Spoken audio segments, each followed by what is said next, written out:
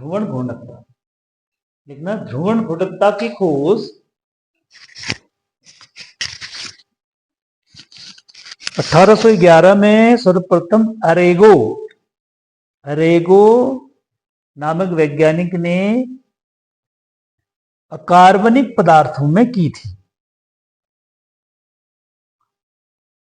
अरेगो एवं बायोट नामक वैज्ञानिक ने कुछ अकार्बनिक पदार्थ जैसे quartz, sodium chlorate, potassium bromate आदि को क्रिस्टलीय अवस्था में समतल ध्रुवित प्रकाश के रास्ते में रखने पर देखा कि वे इस प्रकाश को एक निश्चित कोण पर प्रकाश के तल को बाईं या दाईं ओर को घुमा देते हैं, जबकि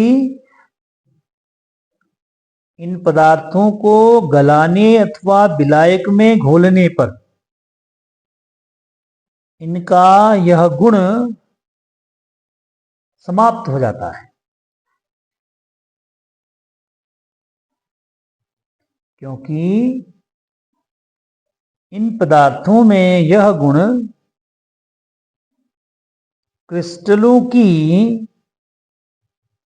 असममितता के कारण होता है। असममितता को ही हम एसिमेट्री कहते हैं।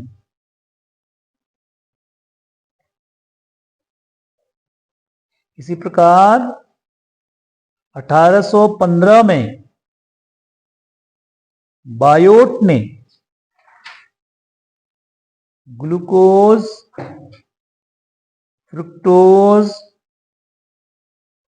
सुक्रोज, टार्टरिक अम्ल, लैक्टिक अम्ल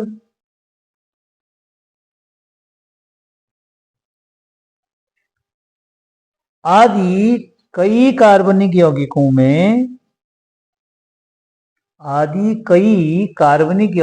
में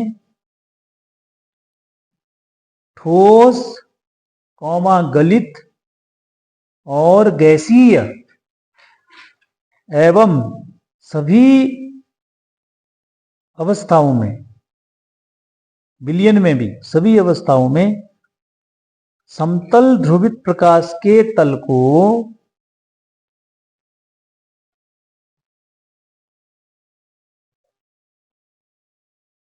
बाईं या दाईं ओर किसी निश्चित कोण पर घुमा देने की प्रवृत्ति देखी।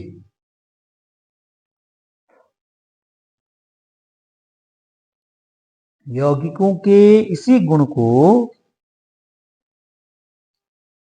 प्रकाशिक सक्रियता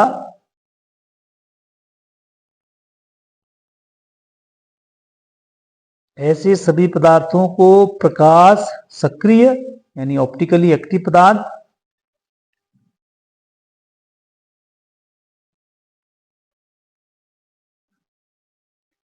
और जो पदार्थ वामावर्त दिशा में यानी एंटी क्लॉकवाइज घुमाते हैं, वामावर्त ध्रुवण घूर्णक यानी उसको अंग्रेजी में कहते हैं लीवो रोटेटरी, वामावर्त ध्रुवण घूर्णक पदार्थ और जो दक्षिणावर्त अर्थात क्लॉकवाइज दिशा में घुमाते हैं उन्हें दक्षिणावर्त ध्रुवण घूर्णक अंग्रेजी में डेक्स्ट्रो रोटेटरी पदार्थ कहते हैं।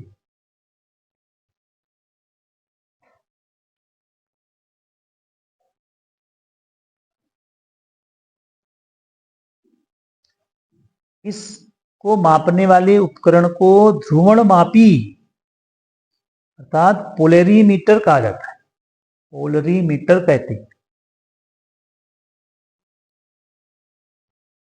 जिस कोण पर प्रकाश घूमता है उसे घूर्णन कोण अल्फा से दिखाते हैं।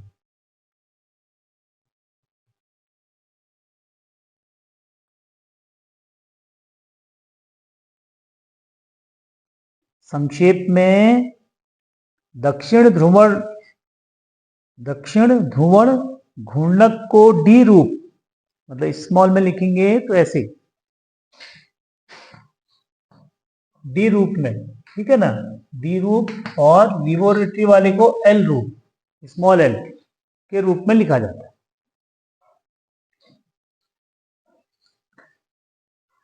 डी रूप, या इसको डी वाले को प्लस भी लिखते हैं कहीं पर, डी रूप या प्लस भी लगाते हैं चिन्ह, और वामावर्त वाले को एल या माइनस चिन्ह के द्वारा दर्शाया जाता है।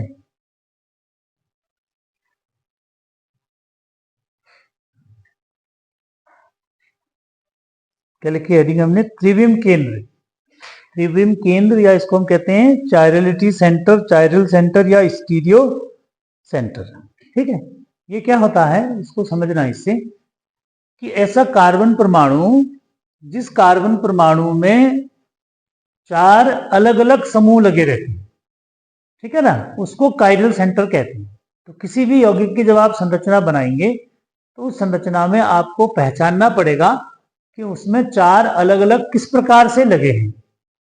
ठीक है, आपको यौगिक तो कैसे मिलेगा? सीधा मिलेगा लिखा हुआ, ठीक है। उसमें से आपको पहचानना है उसकी संरचना बना करके कि 4 उसमें कैसे अलग अलग लगे। जैसे ये पहला वाला देखो आप, है ना, ये देखो, ये जैसे सामने कार्बन, ये कार्बन है, इसमें एक यहाँ पे लगा हाइड्रोजन, यहाँ पे लगा है CH3, यहाँ पे लगा है COH, और यहाँ पे लगा है OH। तो ये जो कार्बन है ये हमारा क्या है? इसको हम कहते हैं त्रिविम केंद्र, त्रिविम केंद्र या स्टीरियो सेंटर या कायरल सेंटर। ठीक है, अगर इनमें से 4 में से अगर कोई भी 2 अगर एक जैसे हो जाएंगे तो फिर वो कायरल सेंटर नहीं होगा। ठीक है ना, तो ये, और इसको कैसे दिखाते हैं? इसको जहां पर भी ऐसा कार्बन आपको मिलेगा उसमें आपको क्या लगाना है? स्टार लगा देना है। क्या बना देना है? उसमें स्टार बना देना है। तो स्टार से आपको पहचानना है किसी में भी कि वो कहां पर जो है वो कायरल सेंटर हमारा बन रहा है। ठीक है, इसमें हमने एक लिखा नहीं है, इसमें एक और लिख देते हैं OH। ठीक है, तो ऐसे, अब ऐसे आपको इसमें सब में पहचानना। अब ऐसे देख रहे हैं आप, इस वाले में देखो ये कार्बन है, ठीक है, ये CH3 लगा हुआ, ये हाइड्रोजन है, ये Br है, ये C2H5 है। तो ये क्या हो गया? ये कायरल सेंटर हो गया। ठीक है, ये देखो इस वाले कार्बन में एक हाइड्रोजन है, यहाँ पर CH3 है, यहाँ C2H5 लगा हुआ है, ये बड़ा ग्रुप लगा, तो ये कायरल सेंटर हो गया, है ना। ये कार्बन है, यहाँ पर हाइड्रोजन है, ये CH3 है, C2H5 है, ये OH है। ठीक है ना, तो जितने भी प्रकार के हम कार्बनिक यौगिक पढ़ेंगे उन कार्बनिक यौगिकों में, ये इसलिए हम यहाँ पढ़ रहे हैं पहले वाले चैप्टर में, तो जितने भी हम कार्बनिक यौगिक पढ़ेंगे उन कार्बनिक यौगिकों में कहीं पर भी आपको सवाल यदि पूछा जाता है कि भाई ये पहचानो कि इसमें से कौन प्रकाशिक समावयवता देगा कि नहीं देगा, ठीक है, वो लेफ्ट देगा राइट देगा वो बात की बात है। ठीक है ना, कि पहले आपको ये पहचानना है कि ये प्रकाशिक समावयवता देगा अथवा नहीं देगा। तो उसको पहचानने के लिए आपको क्या करना है? इस तरीके से उसकी संरचना बना करके ये देख लेना है कि भाई कौन सा कार्बन इसमें ऐसा है जिसमें 4 अलग अलग समूह लगे हैं। तो जो भी कार्बन आपको ऐसा मिलेगा तो वो कार्बन, वो यौगिक क्या कहलाएगा? ये जितने भी यौगिक हमको दिख रहे हैं ना, ये जितने भी हमने बना रखे हैं, इनको हम क्या कहते हैं? त्रिविम केंद्र कहते हैं। और यौगिकों को क्या कहते हैं हम? ऑप्टिकली एक्टिव यौगिक कहते हैं, प्रकाशिक समावयी यौगिक कहते हैं। ये सब प्रकाशिक समावयवता दिखाने वाले यौगिक हैं। मतलब ये ऐसे यौगिक हैं कि जिनमें अगर हम क्या करेंगे, समतल ध्रुवित प्रकाश को डालेंगे तो ये यौगिक क्या करेंगे? उनको या तो लेफ्ट को घुमा देंगे या राइट को घुमा, मतलब इनकी खासियत ये है। ठीक है, ये जितने भी हमने लिखे हैं ना, इन कार्बनिक यौगिकों की विशेषता क्या है कि अगर हम प्लेन पोलराइज्ड लाइट कौन सी थी? जो उस निकोल प्रिज्म के बाद में जो मिली थी हमको, जो फिर एक ही तल में जो कंपन करती है, ठीक है ना। उस लाइट को यदि हम इसके ऊपर से गुजारेंगे तो उस लाइट को वो क्या करेगी, या तो दक्षिण दिशा में या वाम दिशा में, है ना, लेफ्ट साइड में, या तो हिंदी के कुछ शब्द ऐसे हैं ना बड़े कठिन, तो हम कुछ बोलने में, ठीक है ना, तो या तो लेफ्ट दिशा में या राइट में, यानी क्लॉकवाइज या एंटी क्लॉकवाइज घुमा देगी, तो इसको हम कहते हैं ऑप्टिकली एक्टिव यौगिक। और यही जो आइसोमेरिज्म होती है इसी को ऑप्टिकल आइसोमेरिज्म कहा जाता है। ठीक हो गया बेटा, चलिए। अब ये सवाल आपको बच्चों देखने हैं, इसमें आपको ये पहचानना है कि इसमें आपका कायरल कार्बन कौन सा है। तो आप कैसे पहचानोगे यदि ये सवाल आपको मिलेगा ना। तो जैसे हमने इसमें लगा दिया, ये स्टार हमने बनाया जहाँ पे, आप यहाँ पर से देख रहे हैं 4 अलग-अलग ग्रुप कैसे लगे हुए हैं। ये देखो, एक जगह OH लगा हुआ है, दूसरे में हाइड्रोजन लगा हुआ है, तीसरा ये पूरा जो होता है ना, ये एक समूह, ये पूरा अलग समूह है, और चौथा वो CH3 लगा हुआ है। तो ऐसा वाला कार्बन ये क्या हो गया, इसको हम स्टार लगा देंगे और ये कायरल सेंटर हो गया हमारा, है ना। इसका मतलब ये ऐसा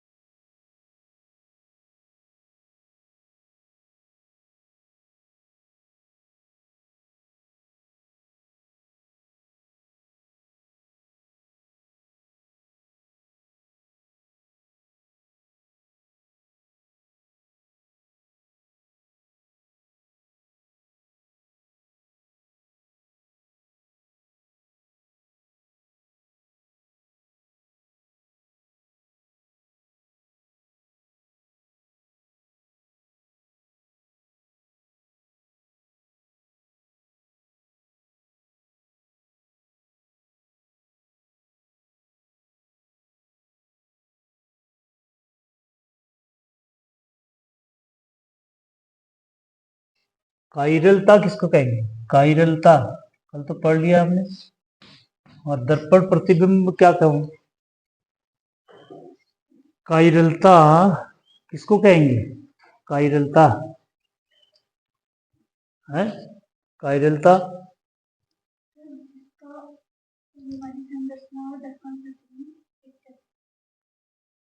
और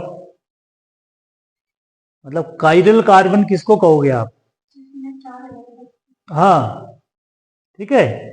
कायरल कार्बन मतलब ऐसा चतुष्फलकी कार्बन परमाणु जिसकी चारों संयोजकताएं 4 अलग अलग परमाणु या समूहों के द्वारा की जाती हैं, पूरी की जाती हैं, उसको हम कायरल यौगिक कहते हैं। ठीक है ना, ऐसे कार्बन परमाणु को ही हम कायरल कार्बन परमाणु कहते हैं। और उसी को हमने क्या नाम दिया था, कायरल सेंटर, जो हमने कल लिखा था, या उसी को हमने स्टीरियो सेंटर भी कहा था। ठीक है ना। अच्छा, दर्पण प्रतिबिंब क्या होता है कि अगर हम किसी यौगिक की संरचना बनाते हैं, तो जैसे ये बताया था मैंने, ये दर्पण प्रतिबिंब है एक दूसरे के, है ना, एक दूसरे के दर्पण प्रतिबिंब है। एक हाथ को यदि हम शीशे के आगे रखेंगे तो वो हमको कैसा दिखेगा, दाहिने वाले को रखेंगे तो वो बाएं हाथ का जैसा दिखेगा, बाएं को रखेंगे तो वो दाहिने हाथ का जैसे। लेकिन अगर हम एक दूसरे के ऊपर रख दें तो ये क्या है, अनअध्यारोपित है, इसको कहते हैं इसी भाषा में अनअध्यारोपित है। तो कोई भी कार्बनिक यौगिक यदि वो दर्पण प्रतिबिंब है और अनअध्यारोपित है उसके ऊपर रखने पर, है ना, कल हमने उसको इमेजिनरी यौगिक बना करके रखने का प्रयास किया था। ठीक है ना। तो ऐसा कार्बनिक यौगिक क्या देता है, प्रकाशिक समावयवी होता है, प्रकाशिक समावयवता दिखाएगा। ठीक है ना। कहने का मतलब ये हुआ कि अगर उसमें हम क्या करेंगे, प्लेन पोलराइज्ड लाइट को डालेंगे, ठीक है ना, प्लेन पोलराइज्ड लाइट को यदि हम उससे पास कराएंगे तो उस लाइट को वो क्या करेगा, लेफ्ट साइड को या राइट साइड को घुमा देगा। ठीक है, किसी निश्चित एंगल पर, यही क्या कहलाती है, प्रकाशिक समावयवता कहलाती है। ठीक है। और ये दोनों हेलो एल्केन्स देते हैं, और भी बहुत सारे यौगिक देते हैं। अब यहां पर हम 3 शब्द और सीख रहे हैं इसमें, जैसे कि धारण है। पहले देखते हैं, जैसे धारण को देख लेते हैं क्या होता है। धारण, धारण मतलब है कि ये हमारा मेन यौगिक है, ये हमारा कोई मेन यौगिक है। ठीक, अब इसकी जो संरचना बनाई है हमने, आप ये देखेंगे तो ये संरचना उसी प्रकार की है, चतुष्फल की संरचना, इसमें sp3 संकरण होता है। ठीक है ना। इस संरचना की हम रिएक्शन कर रहे हैं Y के साथ में, ठीक, Y के साथ में संरचना के रिएक्शन कर रहे हैं इसके साथ में, तो Y ये कोई भी क्या है, माना न्यूक्लियोफाइल हो सकता है, ठीक है ना, ये न्यूक्लियोफाइल होगा, यहाँ पे अटैक करेगा तो इसको प्रतिस्थापन कर देगा, प्रतिस्थापन करने में ये आ गया।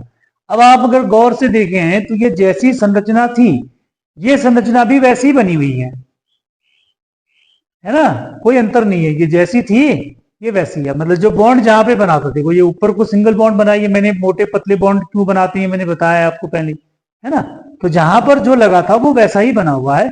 तो जब कोई कार्बनिक यौगिक इस प्रकार की संरचना देता है रिएक्शन करने के बाद, तो हम कहते हैं कि वो रिएक्शन करने के बाद उसने क्या किया, उसकी जो स्टीरियोकेमिस्ट्री है वो धारण करने वाली है, यानी जो प्रोडक्ट बना वो रिटेंशन वाला प्रोडक्ट बना, मतलब वो अपना ही रहा, उसने कुछ चेंज नहीं किया, उसमें कोई परिवर्तन नहीं हुआ, ठीक है, पहले भी वैसा ही था, बाद में भी वैसा ही था, तो इसको कहते हैं हम धारण, ठीक। प्रतिलोमन क्या है, अब इसी को हमने फिर से कर दिया, यही हमारा यौगिक है, इस यौगिक की हमने फिर रिएक्शन की, तो रिएक्शन करने के बाद अब इसकी संरचना को यदि आप देखें, इन दोनों की यदि हम तुलना करते हैं तो हम क्या देख रहे हैं, देखो इसकी अगर हम इससे तुलना करते हैं, आप गौर से देखेंगे तो क्या हो रहा है कि जो न्यूक्लियोफिलिक सब्स्टिट्यूशन रिएक्शन हुई तो उसके बाद इसकी संरचना परिवर्तित हो गई है ना, C2H5 अपनी जगह में है, लेकिन जो बाकी बॉन्ड आपको दिख रहे हैं ना मोटे पतले वाले, उनकी दिशा बदल गई है। तो ये कौन सी वाली संरचना है, ये कब बनती है, जो मैंने आपको बताया था कि जब हम छाता हमारी यदि उलट जाती है ना, छाता हमारी यदि उलट जाती है तो ये वो वाली संरचना है। तो इस संरचना को हम क्या कहते हैं, प्रतिलोमन संरचना कहते हैं। ये कौन देता है, ये SN2 वाले रिएक्शन देती है, और वो कौन देता है, SN1 वाली रिएक्शन देती है, ठीक है, तो ये प्रतिलोमन हो गया। अच्छा, रेसिमीकरण का प्रक्रिया क्या होती है, जब हमने Y की रिएक्शन करी, अब ये दोनों मिल गए हमको, है ना, ये दोनों मिल गए, A भी मिल गया B भी मिल गया, मतलब 50% हमको A मिल गया, 50% B मिल गया। जितने भी हमारे प्रोडक्ट बनेंगे वो आधे तो हमारे A वाले हो गए और आधे हमारे B वाले हो गए। तो ऐसा कोई प्रोडक्ट हमको मिलता है तो उस सब्जी को हम क्या कहते हैं, रेसिमीकरण कहते हैं, ठीक है। तो ये तीन शब्द हैं, एक धारण और दूसरा प्रतिलोमन और तीसरा रेसिमीकरण। ये कैसे होता है इसको देखिए, ठीक है। अब हम ये देखते हैं कि जो हमने SN2 और SN1 अभिक्रिया पढ़ी थी उसका एग्जाम्पल लेकर के हम बनाते हैं कि वो कैसे इसमें लगता है, ठीक है। तब तक इसको बना हुआ,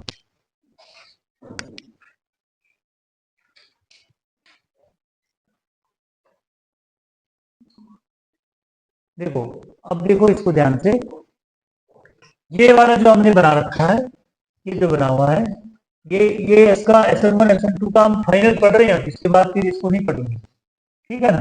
ये जो हमने एग्जाम्पल बना हुआ है, ये एग्जाम्पल है SN2 अभिक्रिया का,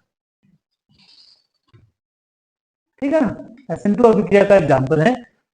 तो SN2 अभिक्रिया में हमने पढ़ा था कि SN2 अभिक्रिया क्या होती है, वन स्टेप रिएक्शन होती है ना, ये हमने पढ़ा था, एक ही स्टेप में हो जाती है रिएक्शन, क्योंकि रेट ऑफ रिएक्शन जो है वो डिपेंड करता है कि कैसे उसका लीविंग ग्रुप बाहर जा रहा है और जुड़ने वाला कैसे जुड़ रहा है, ठीक है।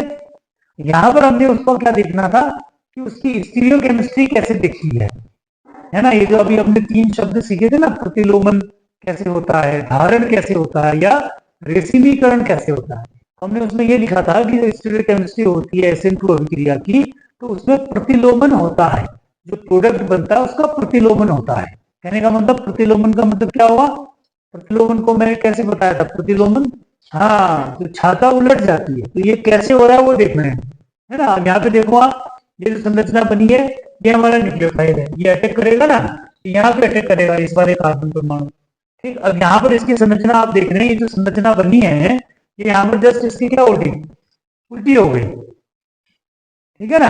तो इसी को हम क्या कहते हैं, प्रतिलोमन अभिक्रिया, मतलब प्रतिलोमन हो गया, संरचना का प्रतिलोमन हो गया, ठीक है, इसको कहते हैं प्रतिलोमन, ठीक।